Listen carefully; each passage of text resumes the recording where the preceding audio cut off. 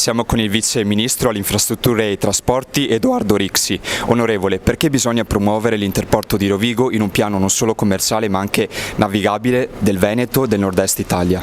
Il sistema infrastrutture italiano in questo momento ha bisogno di potenziare il sistema logistico per far crescere il nostro paese, ma anche per essere un secondo pilastro europeo sul sistema logistico continentale. In questo momento l'Europa è un'isola, con la crisi ucraina e la situazione geopolitica nel Medio Oriente fa sì che l'Italia torna a una sua centralità anche logistica. Per far questo abbiamo bisogno di sviluppare strutture che siano sostenibili e mezzi di trasporto sostenibili. Sicuramente il sistema delle idrovie nel nord-est può essere un elemento che se opportunamente sfruttato può ridurre non solo l'impatto ambientale, quindi con una riduzione delle emissioni, ma aumentare la capacità logistica in un'area del paese che ha bisogno di essere vicina ai mercati sia delle materie prime che dei prodotti finiti.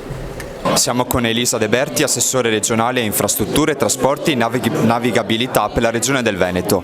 Assessore, qual è l'importanza di questo punto strategico per la navigabilità del Veneto, cioè l'Interporto di Rovigo, e perché è importante promuoverlo sull'asta navigabile del nord-est Italia?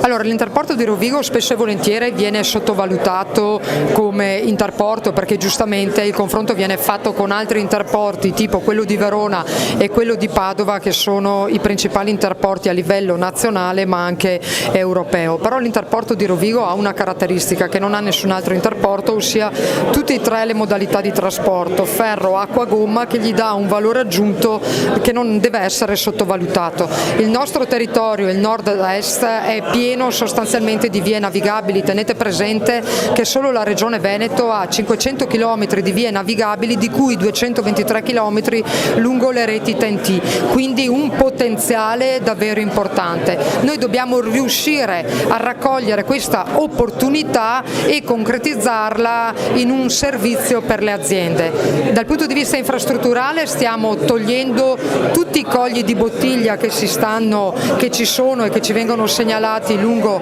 la rete.